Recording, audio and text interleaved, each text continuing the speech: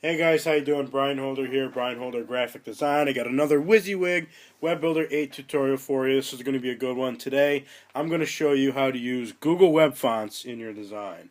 So, this is Google Web Fonts. To get there, you just want to go to google.com/fonts. And it's a huge library. Looks like they got about 624 right now as I'm recording. Probably going to be more by the time you watch this. And here I have a simple little website set up. It's just got a couple of text characters in here. I'm going to center these real quick so that it's not annoying to look at. And this is what it looks like, just the fonts.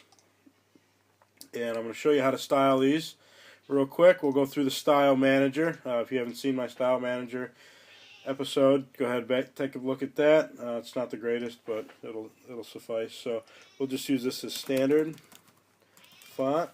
Okay. And we're just going to leave it at Arial.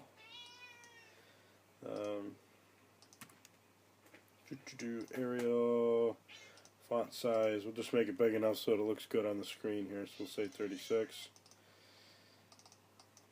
And this is going to be our standard font. Boom, there we go. Okay, so now what we're going to do is we need to pick a Google Web font that we like. So it's got a lot of great options here for narrowing this down. You can click on here, and if you're looking for a serif font or sans serif font, serif is basically what we see here with this R. See how it's got this little flat base on the bottom of the R and on the bottom of the M's? That's what you call a serif. So a sans serif font is something like this, where it's just straight down. There's no little feet at the bottom. So for web design, I typically like sans serif fonts. There's also display fonts and handwriting fonts. So these are examples of display fonts here.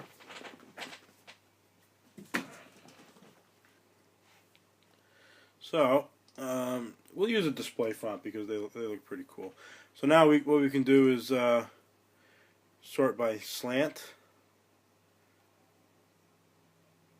You can see how this adjusts everything for us. And say we want something a little bit on the thicker side. And voila, there's our perfect font, right? I don't really like that one, so I'm gonna pick this one right here. This one looks good. This will be you'll be able to tell is definitely a different font. So what we're gonna do is click on Add to Collection. It's a little blue button on the side here, and when you're ready for it, you just click on Use. So it's going to include the normal and then the italicized. And what you're going to do is you don't have to worry about the character sets if you're here in the U.S. Just highlight this. It says add this code to your website, and you want to just do the standard. Don't worry about the import of the JavaScript. Just do the standard. You're going to copy that, and what we're going to do, if you're using a master frame, go to the master frame. If you're doing each individual page, then, well, actually, you know what? Screw the master frame. Here's what you're going to do. Go over to, where is it here? Formats.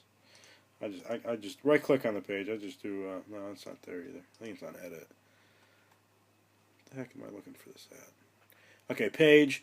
You're going to go to Site HTML, not Site Properties, Site HTML.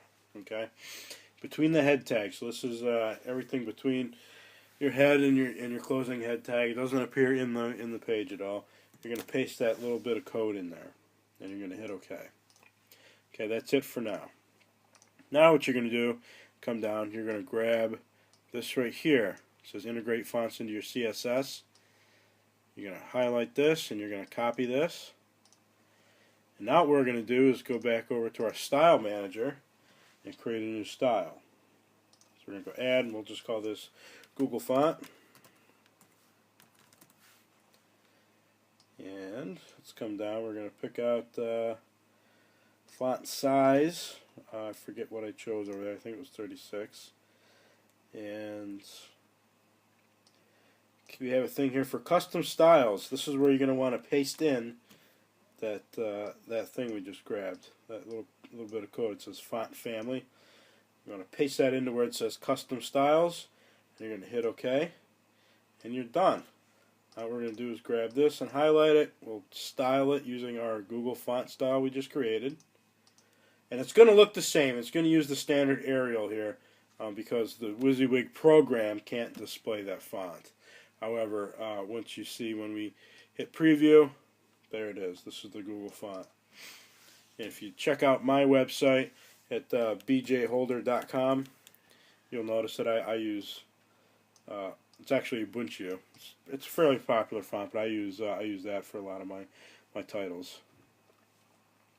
And that's how you integrate Google Web Fonts into your WYSIWYG Web Builder 8 website. If you have any questions, email me, Brian, BRIAN, .holder, HOLDER, at zoho.com, or get on my website. I got a contact page. You can email me, whatever you want to do. It's good talking to you. Thanks. See you later.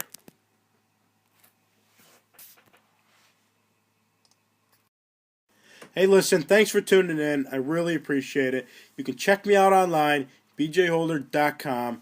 And if you want to check out more great WYSIWYG web builder tutorials, visit bjholder.com/WWB. Thanks. Have a great one.